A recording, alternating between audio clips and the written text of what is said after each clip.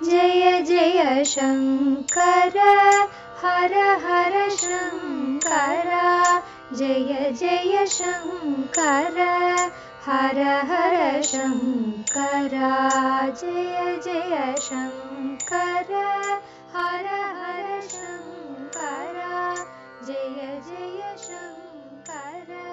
சமூக தனி வாழ்க்கை நெறிகள் தெய்வத்தின் குரல் 3ஆம் பாகம். ஆச்சாரம். ஒரு பரீட்சை போதும். பழைய ஆச்சாரம் வேணுமா, சீர்திருத்தம் வேணுமா என்பதற்கு ஒரு டெஸ்ட் போதும்.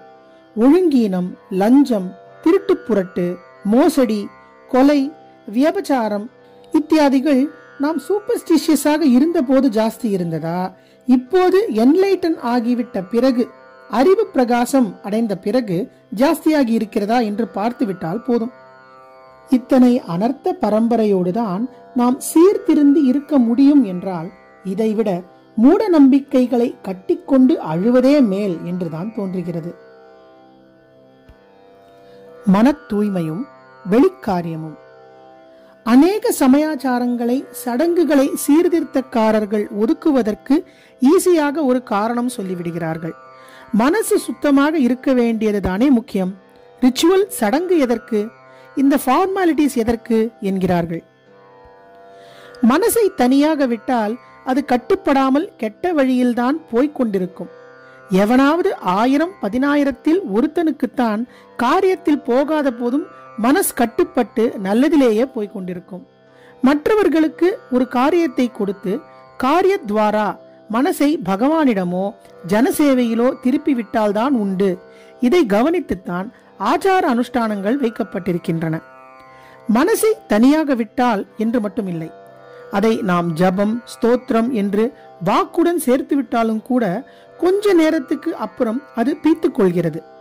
அதனால் மனோ வாக் காயம் என்றபடி மனசை வாக்கு மட்டுமின்றி சரீர காரியத்தோடும் பிணைத்தே சடங்குகளை கொடுத்திருக்கிறது. மந்திரங்களை வாக்கால் சொன்னபடியே ஹோமம் என்ற காரியத்தை பண்ணுவது, சஹஸ்ரநாமத்தை வாக்கால் சொன்னபடியே அர்ச்சனை என்ற காரியத்தை பண்ணுவது என்று வைத்திருக்கிறது. கேசவ நாராயண திரிவிக்ரம என்று வாயால் சொன்னால் கூட பகவான் மகிமையில் மனசு நன்றாக ஈடுபட மாட்டேன் என்கிறதே. அதற்காக அந்த 12 நாமங்களை சொல்லிக்கொண்டே உடம்பில் 12 நாமங்களை திருமண்ணால் போட்டுக்கொள்ளு என்று பெரியவர்கள் வைத்திருக்கிறார்கள். திரிவிக்ரமன்தான் உலகளந்தான். உலகத்தை அளந்தவனே அதை ஸ்வேத வராகமாக அவதாரம் பண்ணி வெள்ளை வளேர் என்ற தெற்றி பல்லிலே தூக்கி நிறுத்தினான். பல்பட்ட இடத்தில்தான் ஸ்வேத மிருத்திகை என்ற வெளுப்பு மண்கட்டி கிடைக்கிறது. திருமண் என்பது அதுதான். துளசிக்கு அடிமண்ணும் இப்படி விசேஷமானது. இப்படிப்பட்ட மண்ணை குழைத்து ஒரு காரியமாக்கி உடம்பிலே போட்டுக்கொண்டால் அப்போதுதான் திரிவிக்ரம என்கிற போது, அப்பா உன் பரிசம் பெற்ற மண்ணை என் சரீரத்திலும் தாரணம் பண்ணிக்கொள்கிறேன் என்கிற மனக்குழைவு உண்டாகும். ஆத்மாபிவிருத்தியில் ஓரளவுக்கு மேலே போக போக மனசின் ஒருமுக தியானத்துக்கு வாக்கு, காரியம் ஆகியவையே இடைஞ்சலாகத்தான் ஆகும். காரியம், ஸ்தோத்திரம், மந்திரம் எல்லாமே அப்போது நின்று போய்விடும். ஆனால் இது தானாகவே விட்டு போகிற சமாச்சாரம். தவளையை உதாரணமாக சொல்வது வழக்கம். தவளை ஜலத்தில் தான் முட்டை போடும். அப்புறம் முட்டையிலிருந்து வெளியே வந்துவிட்டும் சில காலம் மீன் மாதிரி ஜலத்தில் மட்டும்தான் இருக்கும். அந்த ஸ்டேஜில் அதற்கு நிலத்திலே சுவாசிப்பதற்கு வேண்டிய லங்ஸ் கிடையாது.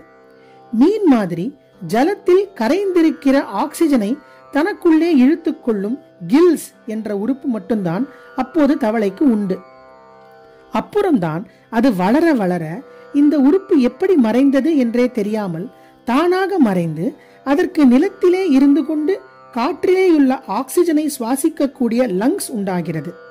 இப்படி ஹையர் ஸ்டேஜுக்கு போகும்போது தானாக சடங்கு, மந்திரம் எல்லாம் நின்று போகும். அதற்காக ஆரம்பத்திலேயே இதெல்லாம் வேண்டாம், மனசுத்தம் போதும் என்றால் அது தவளை முதலில் ஜலத்தில் இருக்கும் போதே லங்ஸ் தான் வேண்டும் என்று தனக்கு இருக்கிற சுவாச அவயத்தையும் விட்டால் என்ன ஆகும்? உயிரையும் விட வேண்டியதுதான். வெளிச்சின்னங்கள், வெளிக்காரியங்கள், வெளி வித்தியாசங்கள் இவற்றின் மூலம்தான் உள்ளே ஒரு அடையாளமும் காரியமும் பேதமும் இல்லாமல் ஆகிற நிலைமையை அடைய முடியும். பின் குறிப்பு: இவ்விஷயம் தெய்வத்தின் குரல் முதல் பகுதியில் கர்ம மார்க்கம் என்ற பிரிவில் உள்ள பல உரைகளிலும், முதல் 2 பகுதிகளிலும் வர்ண தர்மம் பற்றியுள்ள அநேக உரைகளிலும் விரிவாக விளக்கப்பட்டுள்ளது. முதலிலேயே காரியத்தை கொடுக்காமல் மனசை மட்டும் வைத்துக்கொண்டு தியானம் பண்ணு என்றால் மனசு ரொம்ப நேரம் கண்டபடி ஓடிவிட்டு அப்புறம் எழுந்துவிடத்தான் வைக்கும், அல்லது களைத்து தூக்கத்தில் கொண்டுவிடும். மனசு சுத்தம் டிசிப்ளின் இல்லாமல் வராது. உள் டிசிப்ளின் வெளி டிசிப்ளின் இல்லாமல் வராது. ரூல்களும் ஃபார்மாலிட்டிகளும் வெளிக்காரியங்களும் அந்த காரியங்களை பொறுத்த அநேக வித்தியாசங்களும் இல்லாமல் வெளி டிசிப்ளின் இல்லவே இல்லை. மனசுத்தத்தை மட்டும்தான் கவனிப்போம் என்று நவீனர்கள் சொன்னாலும், இதில் யாரோ 1-2 தலைவர்கள் மட்டும் வேண்டுமானால் அப்படி இருக்க கூடுமே தவிர மற்றவர்கள் மனம் போனபடிதான் இருப்போம் என்று ஆவதாகவே முடிந்திருக்கிறது. இதற்கு நான் தொண்டை தண்ணீர் போக இத்தனை சொல்ல வேண்டியதே இல்லை. ரிஃபார்ம் என்று ஆரம்பித்த பின் தேசத்தில் டிசிப்ளினே இல்லை என்பது எல்லாருக்கும் பட்டவர்த்தனமாக தெரிகிற விஷயம். ஆனாலும் அதனால்தான் இது சீர்திருத்தம் என்ற காரணத்தால் தான் கட்டுப்பாட்டு குலைவு என்ற விளைவு என்பதை ஒப்புக்கொள்ள யாருக்கும் மனசு வரவில்லை. நாஸ்திகர்கள் என்று போகிறவர்களை விட்டுவிடலாம். அவர்கள் ரொம்ப கொஞ்சம் பேர்தான்.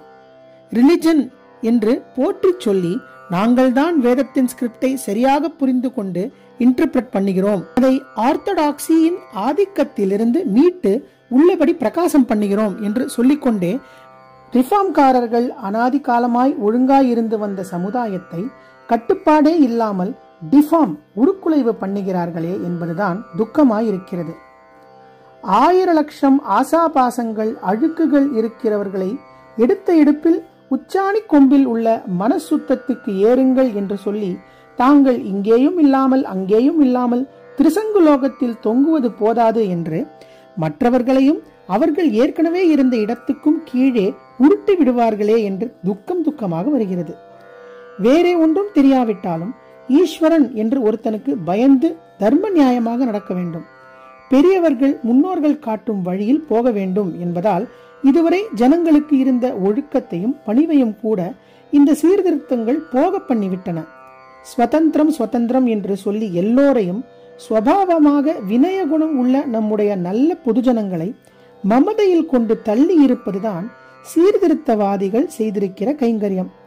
யாரும் யாருக்கும் அடங்க மாட்டோம் என்று ஆக்கியிருக்கிறார்கள். எல்லாருக்கும் சுயநலம்தான். ரைட் என்ற பெயரில் சகலமும் ஆகிவிட்டது.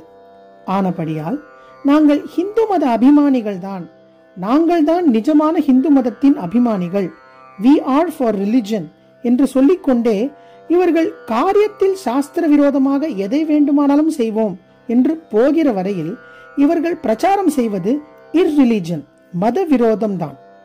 சாஸ்திரம் வேண்டாம், சடங்கு வேண்டாம், மனஸ்தான் என்று இருக்கிறவன் ஒன்றுக்கும் உதவாதவன் தான். ஜெய ஜெய சங்கர, ஹரஹர சங்கர, மகாபிரிவா சரணம்.